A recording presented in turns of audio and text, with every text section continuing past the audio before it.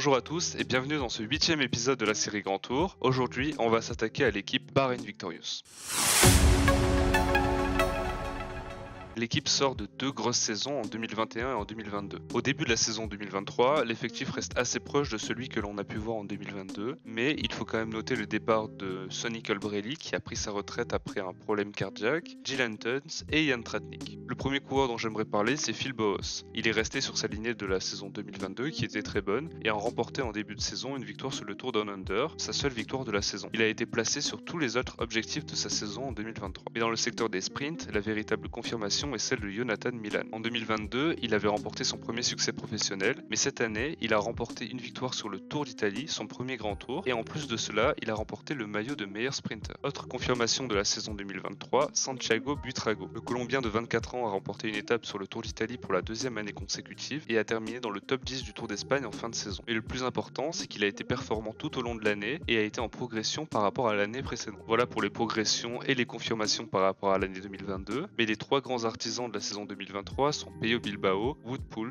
et Matej Mohoric. Le premier dont j'aimerais parler, c'est Pello Bilbao. Il a remporté une victoire d'étape sur le Tour de France en échappée lors de la 10e étape et a également terminé 6e au classement général final. Mais au même titre que Santiago Buitrago, il a été performant toute l'année, en terminant notamment 2e de la Classica San Sebastian derrière Remco Evenepoel, en perdant seulement au sprint. À 33 ans, il a certainement conclu sa meilleure saison en carrière. Wout Poels, quant à lui, était vieillissant et on ne l'attendait pas forcément à un tel niveau en 2023. Pourtant, il a lui aussi remporté une étape sur le Tour de France en échappée. Chasseur d'étapes expérimenté, il remporte également une victoire d'étape lors de la 20e étape du Tour d'Espagne. Sa saison 2023 marque alors une renaissance après 3 saisons en retrait. Certainement sa meilleure année chez Bahrain Victorious. Enfin, il faut parler de Matej Mohoric. Son statut a changé en 2022 avec sa victoire sur Milan-San Remo. Cette année, il a réalisé une bonne saison de classique, mais il a été en retrait sur ses objectifs majeurs, notamment Paris-Roubaix. Déjà vainqueur sur le Tour de France 2021 à 2 reprises, il a glané un 3e succès sur la Grande Boucle cette année en échappée. Il s'agissait alors de la 3e victoire de la Bahrain Victorious sur le Tour de France. Il conclut une très belle année en remportant le Tour de Pologne et une victoire d'étape, et en fin de saison, les championnats du monde gravel en solitaire. Un résultat qui confirme sa polyvalence, même si celle-ci n'était plus approuvée depuis plusieurs années. Dans les artisans de la bonne saison 2023 de la Bahrain Victorious, je n'ai pas parlé de Mikel Landa. Pourtant, il a réalisé une bonne saison 2023 en terminant notamment 3e de la Flèche Wallonne et 5e du classement général du Tour d'Espagne en fin de saison. Il s'agit même certainement de sa meilleure saison chez Bahrain Victorious, pour sa dernière au sein de l'effectif. Pour parler un peu des déceptions sur l'année 2023, on peut peut-être évoquer Jack Haig ou Fred Wright, même si ce dernier s'est cassé la clavicule sur le Rennes Tour au mois d'août, ce qui l'a contraint à mettre un terme à sa saison. Il a été en retrait sur le Tour de France par rapport à ses résultats en 2022, mais a néanmoins terminé 8e du Tour de Flandre en première partie de saison. Enfin, comment évoquer la saison 2023 de la Bahrain Victorious sans parler du drame qui les a malheureusement touchés cette année. Gino Mader a en effet perdu la vie sur le Tour de Suisse, victime d'une chute fatale dans une descente vers la ligne d'arrivée de la 5e étape. Un drame qui a profondément touché le monde du cyclisme et particulièrement l'équipe Bahrain Victorious qui a perdu là un super coureur, super personne et surtout un coureur apprécié de tous.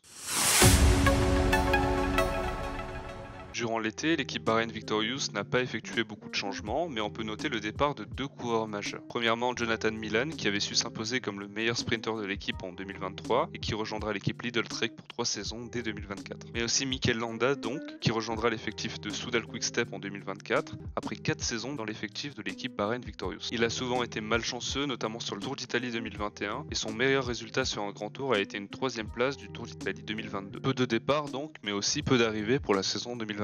Thorsten Train rejoindra Bahrain Victorious pour 2 saisons en provenance de l'équipe Uno X. Il s'agit d'un coureur norvégien de 28 ans avec un profil de puncher grimpeur qui visera sa première victoire chez les professionnels en 2024. Puis les 2 autres coureurs qui rejoindront l'équipe sont des coureurs prometteurs. Alberto Brutomezzo, 20 ans, qui a signé pour 3 saisons avec un profil plutôt de sprinter, vainqueur d'une étape sur le Tour d'Italie U23 en 2022. Puis Finlay Pickering, un grimpeur anglais de 20 ans qui a passé une année dans la Conti Groupama FDJ avant de passer l'année 2023 chez Trinity Racing. Il a notamment fini cette saison meilleur grimpeur de l'Alpe Isère Tour devant Van Edvelt ou encore Oscar Onley. L'équipe mise alors sur la continuité et sur le développement des jeunes coureurs. Enfin, il faut noter pour le début de l'année 2024 que l'équipe Bahrain Victorious a changé de maillot. Le maillot se rapprochera de celui porté par l'équipe Bahrain Victorious sur le dernier Tour de France. De plus, une référence à Gino Mader sera présente sur le maillot, un hashtag Ride for Gino, afin de lui rendre hommage tout au long de la saison à venir.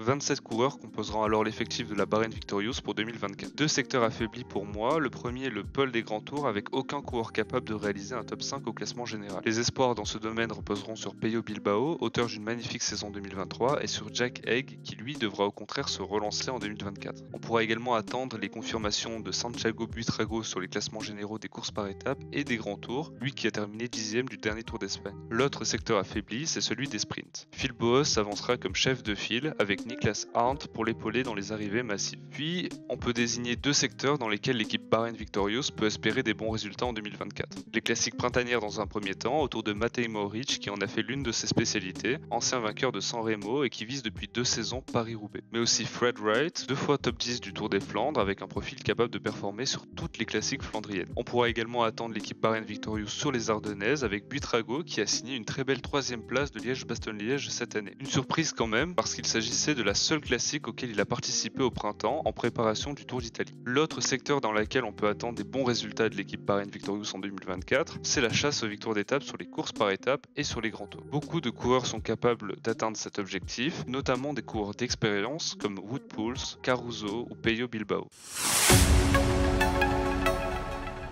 Le coureur que je vais suivre en 2024 a rejoint l'équipe Bahrain Victorious au cours de la saison 2023 en provenance d'une équipe continentale. Nicolo Buracci, un jeune coureur italien de 22 ans. Il a réalisé en 2022 une bonne saison chez les espoirs, notamment 7e des championnats d'Europe espoirs, course durant laquelle l'Italie s'est montrée dominante. Arborant un profil de puncher sprinter, il remporte plusieurs succès chez les espoirs. À l'aise sur les classiques, il termine notamment 2e de Gand-Wevelgem espoir au début de la saison 2023. Il devait dans un premier temps rejoindre l'équipe Bahrain Victorious en 2024, car l'équipe l'a signé dès la fin de l'année 2022. Mais il a profité en 2023 de la retraite prématurée d'Heinrich Hausler et le coureur italien a été appelé pour le remplacer numériquement dans l'effectif. Il a donc rejoint l'équipe Bahrain Victorious dès le mois d'avril et a disputé plusieurs courses par étapes, notamment la Crow Race en fin de saison où il a glané 4 top 10. Il a également participé à son premier monument, le Tour de Lombardie, durant lequel il s'est illustré en prenant la bonne échappée. Dans une interview donnée à Beachy.news, il a affirmé que la transition vers le World Tour avait été difficile, même s'il connaissait déjà une partie du staff qui avait déjà beaucoup travaillé avec son équipe continentale par le passé. Il a également affirmé qu'en 2023, il avait beaucoup appris, notamment en observant ses coéquipiers. La saison 2024 s'annonce encore plus prometteuse, en sachant que le jeune Nicola Buracci participera pour la première fois à la retraite d'hiver et à la préparation globale avec ses coéquipiers pour la première fois chez les professionnels. Alors, quelles sont mes attentes concernant l'équipe Bahrain Victorious pour 2024 ? Une aussi bonne année qu'en 2023 du point de vue des résultats, difficile à imaginer. Avec le départ de Mikel Landa et Jonathan Milan, plus la perte malheureuse de Gino Mader, l'équipe semble s'être affaiblie dans plusieurs domaines. Néanmoins, les nombreux coureurs d'expérience forment un socle solide afin d'espérer des résultats sur plusieurs courses World Tour. Bilbao et Buitrago sur les grands tours et les classements généraux, Jack Haig également, pourquoi pas. Enfin, beaucoup de mes attentes concernent Matej Mohoric. Il pourrait viser un succès sur un 2e monument dès 2024, mais il a également déclaré vouloir participer à plusieurs courses gravel la saison prochaine, dans un calendrier de courses à envisager différemment par rapport à la saison 2023. Il a affirmé dans une interview donnée à un média néerlandais qu'il ne pourrait pas participer à beaucoup de courses sur terre, car il reste dans une équipe principalement tournée vers la route. Il s'agit néanmoins d'un objectif pour lui dans la saison 2024 de participer à certaines de ces courses, et pourquoi pas de retenter sa chance sur les championnats du monde en fin de saison. Voilà, je pense qu'on a fait le tour des objectifs pour la formation Bahrain Victorious en ce qui concerne la saison 2024. J'espère que cet épisode vous aura plu. On se retrouve demain pour un nouvel épisode et d'ici là, au revoir.